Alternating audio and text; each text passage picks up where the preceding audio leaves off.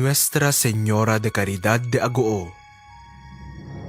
The origins of Nuestra Señora de Caridad de Agoo is unknown due to scant records regarding the image's carving and arrival in La Union.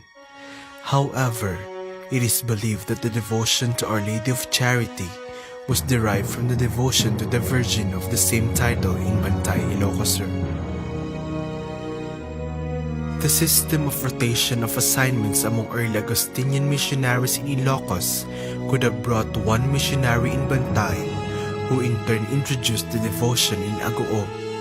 Miracles were reported through her intercession that she was pontifically crowned on May 1, 1971 by Archbishop Carmine Rocco, then Papal Nuncio. At present, she is venerated in her minor basilica in Agoo.